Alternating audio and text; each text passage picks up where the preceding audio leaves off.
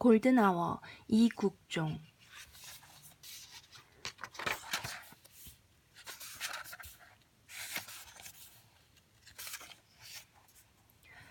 2012년 11월 아주대학교 병원은 정부의 중증외상센터 사업에서 탈락했고 그 사업에 마지막 희망을 걸었던 나와 팀원들은 절망했다. 몇 달 지나 새해 봄이 되어서도 만신창이인 상황은 같았다. 나와 팀원들은 모두 해져가고 있었다. 이 판에서 철수할 생각만 가득할 때였다. 그런 때 동아일보사 박혜경이 나를 찾아왔다. 그는 외상외과 의사로서 내가 겪어온 일을 책으로 옮겨보면 어떻겠느냐고 제안했다. 그 같은 제안이 처음이 아니었다. 주변을 통해 출간 제안을 여러 차례 받았으나 이런 지하에 거절해왔다. 살아있어도 산 것 같지 않은 일상에 그런 것을 생각할 여유 따위는 없었다. 나는 박혜경의 제안을 냉소적으로 밀쳐냈다. 그러나 그는 아랑곳 않고 내게 이렇게 반문했다. 교수님께서 함께 일하는 사람들을 그토록 소중히 여기신다면 그 헌신이 잊히지 않도록 뭐라도 하셔야 하는 게 아닌가요? 지금 아무리 소중해도 몇 년만 시간이 흐르면 모두 잊힙니다. 그러나 활자로 남겨둔 기록은 절대로 사라지지 않아요. 그 말에 나는 얼어붙었다. 활자화의 중요성은 의학계뿐만 아니라 모든 학문 영역에서 강조되는 부분이다. 교수들의 여러 가지 책무 중 중요하게 평가되는 부분도 연구 업적의 활자화, 즉 논문이나 저서로 기록을 남기는 일에 있다. 박혜경의 말이 옳다고 여겼다. 나는 그 이후 생각나는 대로 메모를 끼적이기 시작했다. 그 기록은 시간적 연속선상에 있지 않았다. 나는 바쁜 일상과 개인적 고난에 찌어 쓰기를 멈추다 이어가기를 반복했다.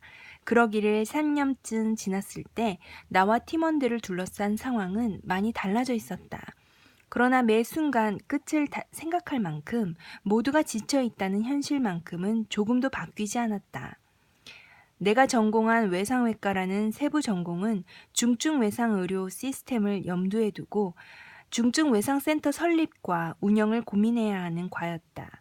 한국은 중증외상 의료 시스템이 제대로 갖춰지지 않았고 외상 환자가 수술이라도 받다가 사망하면 그나마 다행인 것이 현실이었다. 너무 많은 사람이 빠른 시간 내에 적절한 치료를 받지 못해서 길에서 죽어나가고 이런 죽음의 기록은 예방 가능한 사망률이라는 허망한 숫자로만 표기될 뿐이다.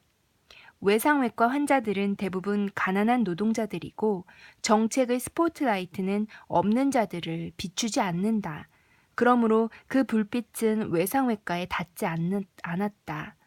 외상외과의 중요성에 공감하는 많은 사람들의 노력으로 미미하게나마 예산과 정책들이 만들어졌으나 과거 수많은 국책사업들이 그러했듯 대부분 허망하게 날아갔다. 만약 내가 외상외과가 아닌 일반적인 임상과를 전공했다면 아마도 세상의 무서움과 한국 사회 실상을 제대로 목도하지 못했을 것이다. 나는 중증외상센터 설립 과정에서 실제 한국 사회가 운영되어가는 메커니즘을 체득했다. 그 과정은 매일 고통 속에서 몸부리칠 만큼 지옥 같았다.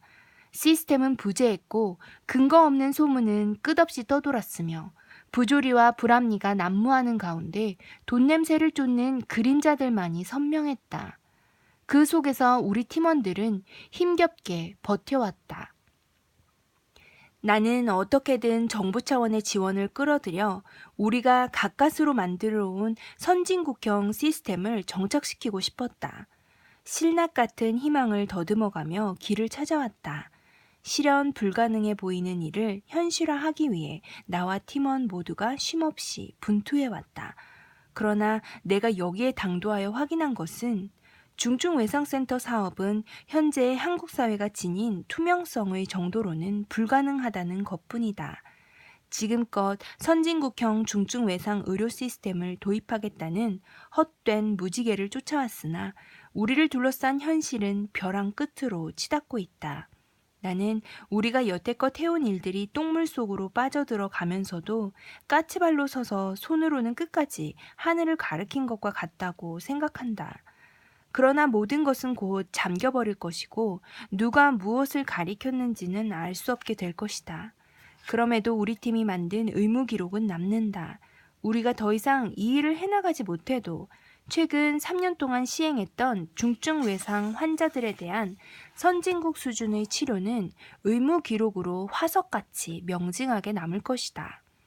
이 기록은 열악한 한국 의료계 현실에 굴하지 않고 순전히 우리 팀원들과 현장의 소방대원들의 피와 땀을 짜내 만들어 온 것이다. 2002년 내가 처음 외상외과의 교직 발령을 받았을 때 나 또한 한 한국계 미국인 외상외과 의사가 한국의 한 대형 병원에서 근무하며 남긴 기록을 통해 외상외과라는 분야를 파고들었다. 지금으로부터 많은 세월이 지난 뒤 또 다른 정신나간 의사가 이 분야의 중요성을 인식하고 이 시스템을 다시 만들어 보고자 마음먹는다면 우리의 기록은 분명 큰 도움이 될 것이다. 이 책은 그 기록의 일환이다. 책에 기록된 내용은 내가 기억하는 범위 내에서 모두 사실이다. 기록의 대부분은 2002년에서 2018년 상반기까지의 각종 진료 기록과 수술 기록 등에서 가려 뽑았고 내 기억 속에 남겨진 파편들을 그려 모았다. 또한 이 기록은 삶과 죽음을 가르는 사선의 최전선에서 고군분투하는 환자와 내 동료들의 치열한 서사다. 외상으로 고통받다 끝내 세상을 등진 환자들의 안타까운 상황과 환자의 죽음을 막기 위해 자신의 모든 것을 내어놓고 싸우다 쓰러져가는 사람들의 이야기다. 무엇보다 냉혹한 한국 사회 현실에서 업의 본질을 지키고 살아가고자 각자가 선 자리를 어떻게든 개선해보려 발버둥치다 깨져나가는 바보 같은 사람들의 처음이자 마지막 흔적이다. 주변 일부에서는 우리의 이야기를 활자화시켜 세상에 내놓는 것에 우려를 표했다. 그러나 나는 내게 남은 시간이 길지 않다는 것을 잘 알고 있다. 내 몸은 무너져가고 있고 우리 팀이 피땀으로 구축하고 유지해온 경기 남부 권역 외상센터도 얼마나 더 버틸지 알 수 없다. 작금의 상황을 보건대 가까운 미래의 대한민국에서 국가 공공의료망의 굳건한 한 축으로서 선진국 수준의 중증외상 의료 시스템을 구축할 수 있겠다는 희망은 보이지 않는다. 주변의 걱정을 모르지 않으나 칼을 들었으므로 끝까지 가보자 했다. 실제 중증외상 환자들이 겪는 처참한 고통과 죽어가는 환자들을 구하기 위해 집중하는 의사, 간호사, 응급구조사, 의료기사 등의 의료인들 및 소방대원들의 분투를 정확히 표현하고 싶었다. 그러나 나는 훌륭한 말솜씨나 글재주와는 대척점에선 전형적인 이과남자다. 어떤 현란한 문장과 수사를 동원한다고 해도 생사의 경계를 헤매는 이들의 사투를 정확히 표현할 수 없었다. 그리하여 내가 읽은 불과 얼마 안 되는 책들 중 늘 곁에 두고 살아온 소설가 김훈 선생의 칼의 노래를 등뼈 삼아 글을 정리해보려 애썼다. 김훈 선생은 자신의 책을 두고 세상의 모멸과 치욕을 살아있는 몸으로 감당해내면서 이 알 수 없는 무의미와 끝까지 싸우는 한 사내의 운명에 관하여 말하고 싶었다. 희망을 말하지 않고 희망을 세우지 않고 가짜 희망에 기대지 않고 희망 없는 세계를 희망 없이 돌파하는 그 사내의 슬픔과 고난 속에서 경험되지 않은 새로운 희망의 싹이 돋아나기를 나는 바랐다 라고 했다. 내게 칼의 노래는 나의 이야기였고 팀원들의 이야기였다.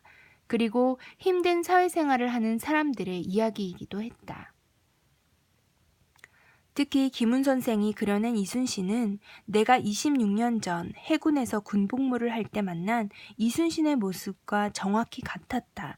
보직으로 부여받은 일을 수행하기 위해 최선의 최선을 다하다 죽음으로써 힘겨운 세상에서 해방되고자 한 이순신에게서 나는 오늘을 살아가는 직장인의 모습을 보았다.